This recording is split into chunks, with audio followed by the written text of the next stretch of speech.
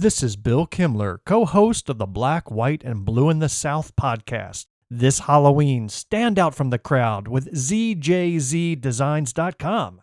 Their brand new limited edition spooky prints are here to haunt your wardrobe in the best way possible. With 5 new chilling designs, you'll be ready for trick-or-treating, haunted houses, and everything this spooky season has to offer. Whether you're getting festive for the holidays or just looking for unique, high-quality designs to up your style game, ZJZDesigns.com has you covered. Shop now at ZJZDesigns.com and discover the t-shirts that'll make you stand out in any season. Don't get caught without the coolest Halloween t-shirt. Grab yours before they disappear. ZJZDesigns.com. All right, good morning, everyone. It is Tuesday, September the 16th. Welcome to the All About Nothing podcast, kind of daily show. I'm Barrett Gruber, host of the All About Nothing podcast with Zach King. You can find me on social media at Barrett Gruber. This is Bill Kimler, host of Black, White, and Blue in the South with Dr. Jamil Brooks. You can follow him at Political Bill SC. Good morning, Bill. Good morning, Barrett. How are you? A little grumpy. Oh, okay. Now, Well, then I don't want to get into my first question until I understand why you're grumpy, because it could feel like a bit of a setup. And then I'm drinking coffee today, black, and I don't like black.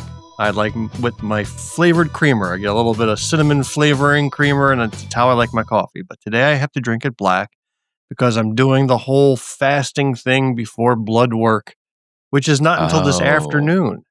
So I got to be starving Marvin from now until about 1:30 when I got to get the blood drawn. Are you going the entire day fasting up until your blood work? You got to go like 8 hours or so. And so the clock has started. And of course, I just woke up because we record at this ungodly hour. But I'm not hungry. I just am having coffee I don't like. I don't like black coffee. That's just not me. And I got to get this blood work done because, and I don't know if your company does it, but in order to qualify for certain health insurance discounts, which are substantial, like $2,000 discounts, you have to take some biometric tests that test your blood pressure, but then you also got blood work to do your carbohydrates and lipids and glucose levels and all these other things. Tests that I have failed every year for 25 years of doing this. And I always get the doctor to sign a waiver to excuse me from the principal's office. But I have to jump through these hoops in order to qualify for this $2,000 health incentive. And the number increases every year because health insurance increases every year. So it's a substantial amount of money. If I don't do this, then I don't qualify and I get more money taken out of my check every other week. It's just a horrible process. I am a 90-year-old man. And I'm not going to qualify with the same metrics that they apply to a 25-year-old individual. It's ridiculous, right? As you get older, your body's slowing down, things change. And so I don't know why we got to be held to these stupid standards. They do waist measurements. You got to meet 3 out of 5 requirements or improve 10% over last year. Now, I'm not going to lose 10% of my weight. Right. So I'm not going to lose 10% of my waist circumference. I'm an old man. It's not going to happen. I'm here podcasting at 5:30 in the morning. I'm not running. I'm not on a rowing machine like some people are. That's not me. And so, I'm grumpy drinking black coffee and fasting until I got to get my blood work drawn this afternoon. And therefore, I'm grumpy. Yeah. Well, it doesn't really segue. So good show. I certainly feel for you. And 90, for a 90-year-old, you don't look bad. No, my company doesn't do any of that. They have. That's not to say that it isn't coming. I think the likelihood is that it probably will eventually come, and we will have to justify the insurance rates that we have by going through similar tests. I do a physical every year anyway. I have 2 doctor's appointments every year. I have one for my physical and then one for my blood pressure, whatever. So the likelihood is that my company will eventually move into that. Maybe not necessarily for the savings for the company, but potentially more because our premiums have gone up the past couple of years, and we haven't seen. And this isn't. I'm not whining or complaining. I'm happy to have a job that pays me as well as it does for as little importance of the work that I do. But I think the likelihood is that they're probably looking for some savings some places. So they allow the premium to go up, but they'll allow you to have a discount on your premium if you take these tests and prove that you're, semi-healthy. So that's another thing I'm grumpy about. Thank you for bringing that up. So, company I work for, I've got a good job too. It gives me a lot of flexibility to change my schedule if needed, and I'm working with a global company. So I'm on the phone with Japan at 5 a.m. sometimes. I'm on the phone in the evening with California. Flexible, good pay. I'm happy. Then my boss decides to throw an appointment on my calendar that says quick chat. Now, our company just went through a downsizing. And I'm like, oh, crap. What's quick chat? What is that? There's no agenda. There's no subject. And then he cancels it and moves it to the next day. Then he canceled that and moved it to Monday. Then he canceled that. Then we finally met. And you know what it was? Because I was telling my wife, hey, it's time for me to start looking for a new job. After years with this company, it's finally hit this company. It's a tech firm. So, it's volatile right now. No, the guy wants to give me more responsibilities and promote me to oversee a group. Hey. No, I don't want that. He's telling me, awful. He's telling me, it'll be good for my career, look good on the resume, good career advancement. I'm a 90-year-old man, I said, I don't need to worry about it. I've already been CIO of a $1 billion company. I don't need to prove anything to anybody at this point. I'm not looking for my future. My kids are through college. I'm just biding time until retirement. Which should have been, according to my math, 15 years ago. So. I'm out here watching. I'm watching the surfers from my board. I'm not necessarily participating in the actual surfing. I get it. I don't need it. I will say that one of my biggest complaints, and I know that for my coworkers that would potentially going to see this, especially the ones in India, one of my biggest pet peeves is when I get either an email or a Teams chat where all it says is, "Hi, good morning." Oh, yeah. QC. I blocked that person. Good morning. Hello. Can you not get...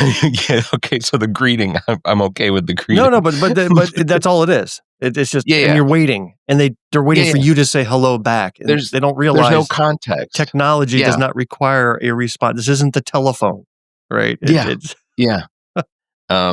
So that's one of my biggest pet peeves is when I just get a message that says hi, or they followed up with quick call or quick chat or whatever, and I always message them back, hey, what's up? Kind of busy. What's going on?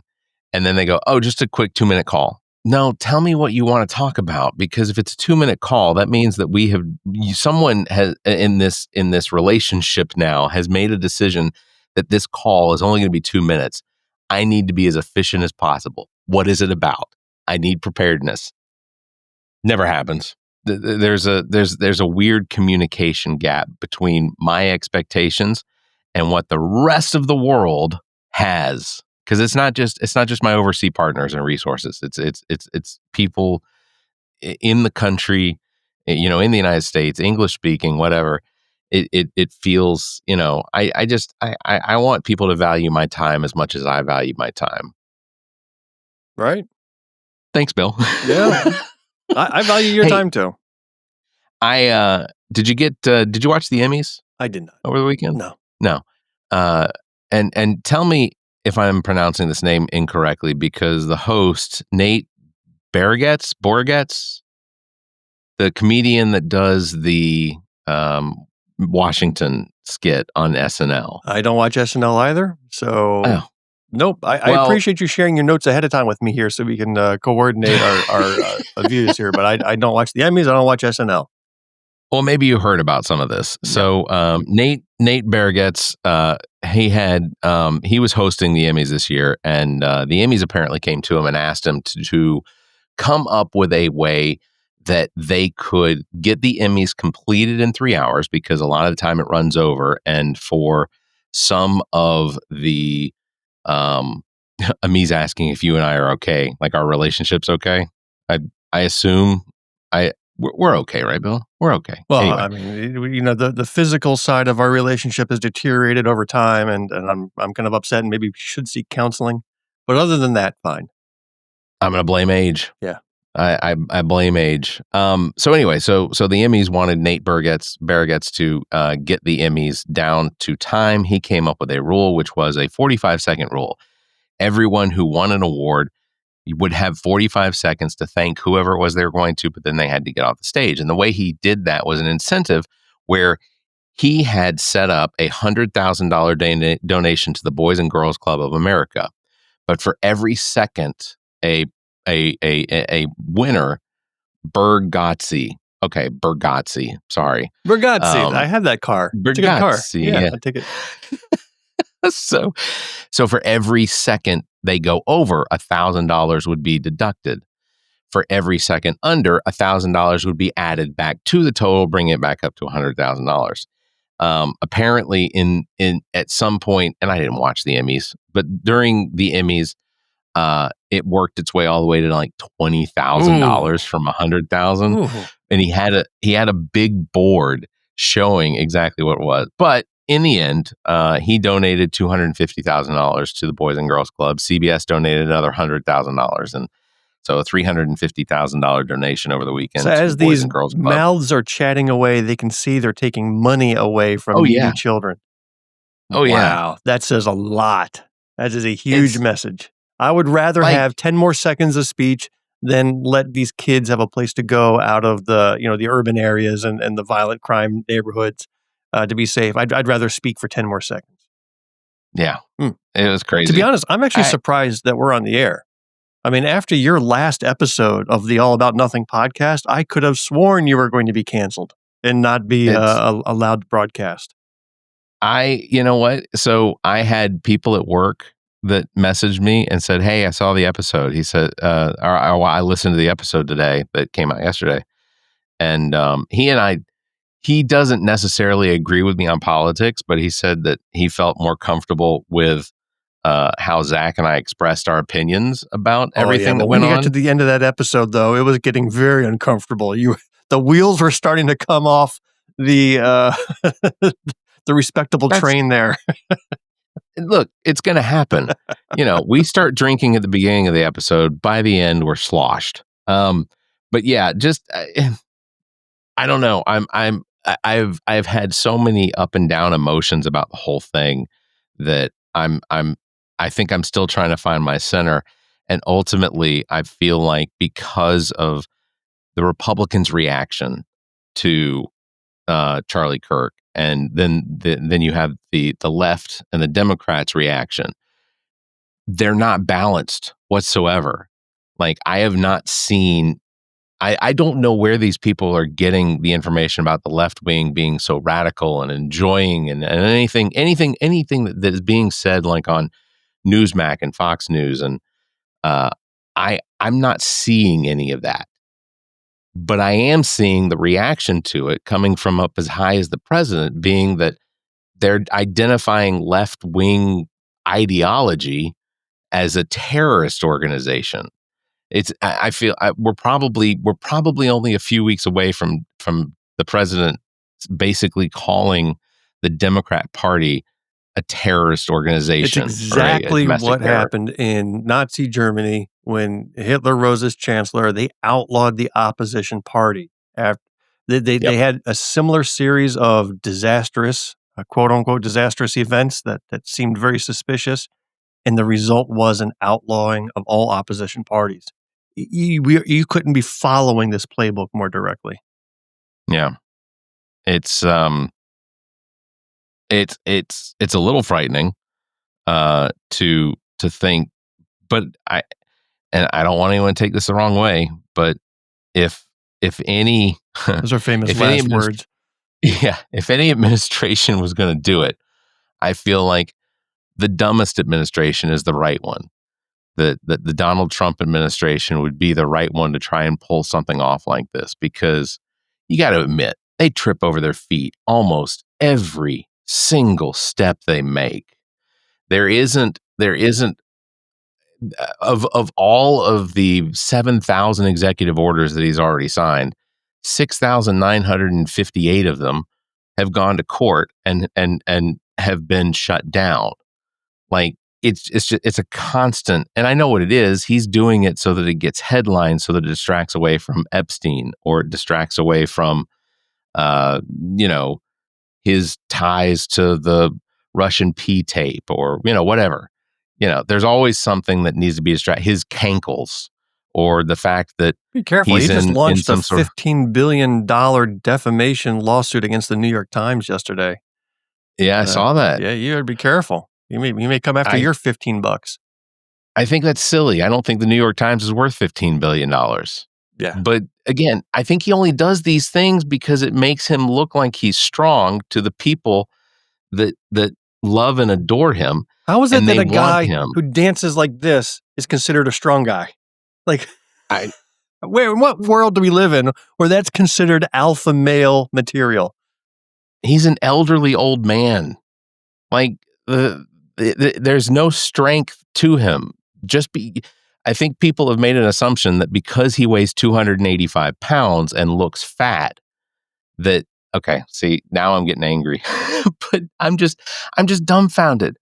He doesn't look strong. He looks weak. He walks around. He falls asleep at his own birthday party. He falls asleep in cabinet meetings. He falls asleep at his desk. Like, this is an old man that's on so much Adderall, allegedly, that he's up all night long and can't maintain that through the course of the day. It looked like he had a stroke last week, or some ballsy something. Palsy. I don't know, whatever. Some sort of palsy. Yeah. Yeah. It looked like he had a slip. Some ballsy palsy. I don't understand that. I did want to ask you a question, because I have been accused of being a masochist. Yep. Guilty. Yeah. How do you wash your face? Purely out of curiosity. How? Like, yeah. Soap, water? Yeah. Washcloth? But like, how do you do it? Bell's palsy. Thank you. Yeah. Washcloth. Do you do it in the shower? I do. Do you let the water hit you in the face when you're rinsing and pre-wash? Okay, this is getting a little weird. Do you want me to send you video of me showering next? Nope. Where are we heading with this? Not asking for that. I'm just curious, because like, no one in my family will wash their face, letting the water hit their face. Well, I mean, I use soap, wash rag in the shower, wet. I will rub it over my face with the soap and water. I will let the water rinse it off. And then the water's hitting you directly in the face. Where else how can you rinse it off if it's not hitting you in the face? Great question. I have no idea, because it doesn't work for me. Like, I will stand there in the shower with the water hitting my face, sometimes just to wake myself up, but hitting me pretty consistently in the face for minutes. Okay. And my family thinks that's incredibly weird, that to allow the water to hit my face. There's a genuine fear of the water in their face or something. It doesn't make sense to me. But that's why I think that I would be a perfect candidate. And I may be throwing this out here, Bill. Would you like to waterboard me?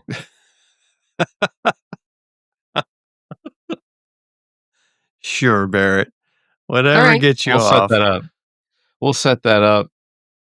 I don't know. It just seems weird. Like, I've grown up my entire life. I have washed my face with, or I've allowed for the shower to hit my face the entire time. I don't understand. That's a weird superpower flex you're bragging about. Your Captain Waterboard. You can see the CIA and secret ops taking you in, and they're dunking in the water. You're coming out giggling every time they do it. And frustrating the government sources there. And man, I can see it. There's got to be some value to it. You can topple the bad guys just by not being bothered by having water in your face. That is a definite superhero. That's a next James Gunn film.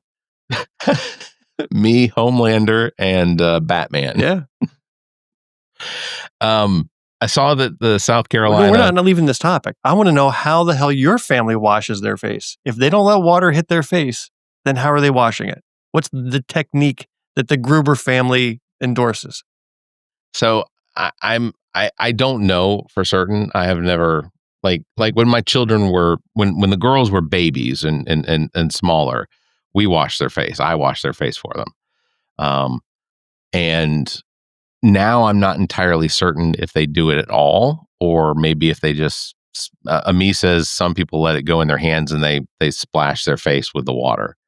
Like I don't mind running water streaming over my eyes. It doesn't bother me. I'm telling you, I'm not from this damn planet. I don't think I am. No, I'm thinking the rest of the world's weird. I cannot imagine every movie you see of a shower scene. People are getting water in their face and they're just moaning in pleasure. I mean, what is this? What are we talking about? Where that's not the normal way to do it? The moaning in pleasure is kind of an odd way for. I don't know if I can accept that. I'm not saying that that's what I do or you do necessarily. You see it in the movies. They enjoy it. I'm not shaming. I'm not. Look, no kink shaming here. I'm not gonna. I mean, not from me. I'll let you do whatever you want, Bill. AI is just going to give up when it tries to create the summary of this episode. Absolutely, it's going to say, "Listen." So speaking of bathrooms, the South Carolina Supreme Court decision on anti-trans bathroom policy. It sounds like they denied an emergency request from South Carolina to enforce that law, which would punish schools if they allowed transgender students to use bathrooms aligning with their gender identity. Said the Fourth Circuit had already blocked enforcement before. So what does that mean? I guess then if the Supreme Court's denied an emergency request, then they just wait for the next session of the Supreme Court to try and submit it? Or they can't, because there's no such thing as precedent in Supreme Court anymore. And there wasn't an official ruling. It was just a denial to hear. So, who knows? I just find the whole rallying cry of bathroom usage to be an odd flex, because logically it makes no sense. So you take the Nancy Maces or whoever, and they think it's men who put on wigs running into women's bathrooms because they can get off looking at women use the bathroom, right? They think that that's what's going on. They think that because men are attracted to women, they'll wear a costume, run in there, and be attracted to whatever they see goes on in the restroom. But then you look at, they don't mention the normal gay or lesbian population. If you're a gay man and you walk into a men's room, nobody's going to complain. Yet, as a gay man, you're attracted to other men. Wouldn't they be just as upset over that scenario? Or if you're a gay woman, you walk into a ladies' room and you're attracted to women in there, theoretically. Now, it's not like you're attracted to everybody you see, but wouldn't that, by logic, their logic anyway, why wouldn't they be as upset over that and then have to do sexuality checks at the bathroom? I have a theory. Yeah. I have a theory on that. So, respectively, or as respectably as I can be about this, Republican senators and House congressmen that speak out the most against homosexuality tend to be the ones that wind up having some sort of news article or allegations of things that they have done. And sometimes some of those, Henry Hyde, Lindsey Graham, these are things that occur in the bathroom. And I think that for the most part, the homosexual Republican section, or the homosexuals in the Republican Party, are the ones that won't bring attention to homosexual men in straight men bathrooms. Like, and maybe they just think of that phrase, in straight men bathrooms. What is that? Yeah, right? That's what they want. But by definition, I think Republican men, regardless of their sexuality, think that they are straight men. Like I said, Lindsey Graham, Tim Scott, Henry married. Hyde. He's pure red-blooded alpha male. Yeah, so are lots of men. I have friends who are gay men that are married to women. So, it's some of them, it's a protective thing, or they have found a relationship that works for them that allows for them to, and they're open, but that allows for them to at least have the safety of that marriage under this country and everything that seems to be going wrong with it. But this whole bathroom thing is absurd, because how many transgender children do they think there are? Yeah. Like, I need some sort of proof of numbers. It's a weird rallying cry, not just for the representatives, but for the voters that will rally with them on this issue. Yeah. You have a choice between worrying about which bathrooms children use or childhood poverty, childhood health care, children being fed. You don't hear peeps out of them over that. It's about what bathroom should they use. And it's a bizarre thing, and it becomes one of their top issues. You listen to every one of the South Carolina gubernatorial candidates, 5 of them. They all came out, and in their opening speech, they either mentioned men playing in women's sports or men using women's bathrooms. Those were 2 of their top issues among everything else that's wrong in South Carolina. That was in every one of their speeches, and it's a bizarre thing. Like, I want to go back to the 60s and just tell some of the respected leaders there, hey, this is what your successors are going to be talking about in 60, 65 years. What do you think? And they're going to be like, what the F has happened to our country? Oh, I've got to believe that at some point, even sooner than that, I think that there is going to be an awakening of sorts that is going to crash hard for these people that are so into the conspiracy theories and so into really enjoying how divided the country is. I think that there's going to be a disastrous awakening for those people. Oh, good segue. Speaking of the awakening, do we have an announcement to make? We can definitely make that. Tomorrow morning, the official launch of the Awakening podcast with Heather and Tamara. Tamara? I would go with Tamara. Yeah, I'm going to go with Tamara too. But yeah, so brand new podcast coming to the Big Media Network. In Big Media LLC Independent Podcast Network. We're going to have to add some words to the title. Lord. I know there's 500 big medias out there, by the way. So I don't know how you acquired that name, but man, you do a Google search, because I keep forgetting the website, and I end up in weird places on the internet. There's a lot of big medias. Well, bigmediallc.com. The Awakening podcast kicks off tomorrow morning. As soon as that podcast publishes, I'll go in and make all the setting adjustments so that it will distribute to all of the podcasts across the podcast verse. I did not listen to the episode just yet. I started listening to it, but I was like, no, I want to wait because I want to make sure that I'm one of the numbers. Right. But basically, Heather and Tamara are, or Tamara, anyway, are religious trauma survivors. And their podcast is going to be discussing religious trauma surviving and having guests that have also survived religious trauma. So it's going to be, I think it's going to be very good.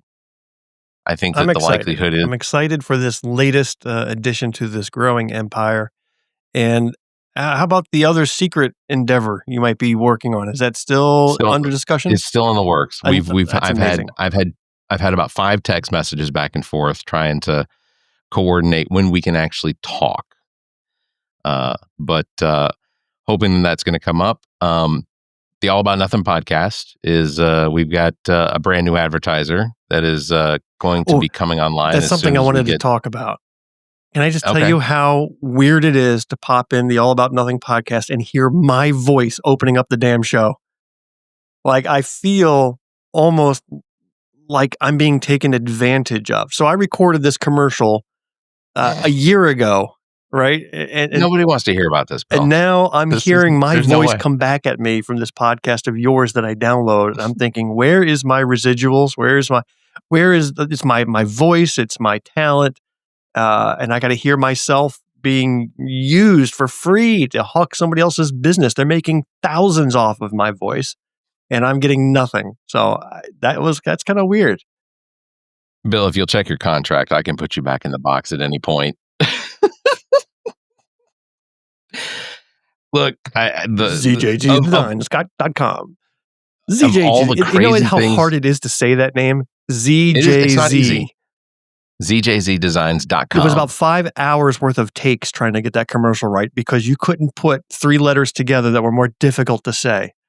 I blame her parents. Oh. ZZZ. Like, come on. You can't do it.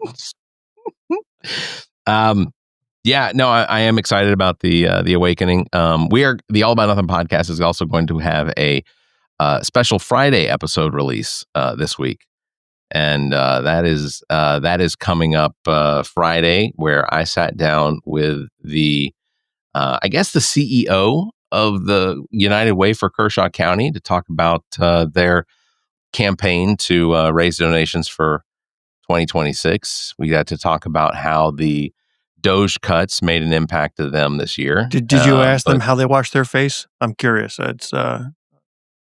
No, I will say this.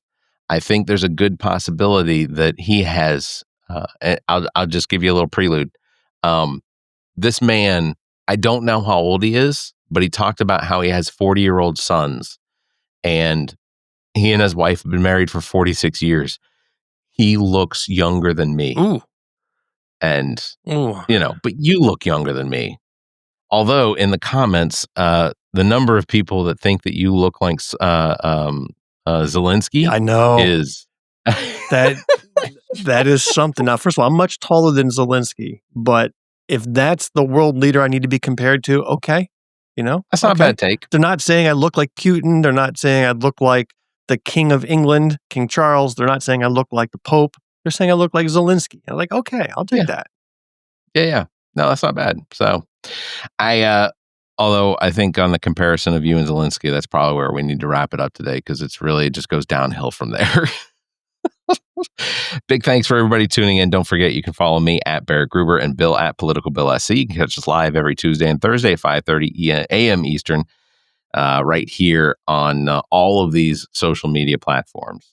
So until next time, you all stay safe, be kind, and keep your hands to yourself. The preceding podcast is a product of Big Media, LLC, and is copyright 2025, all rights reserved.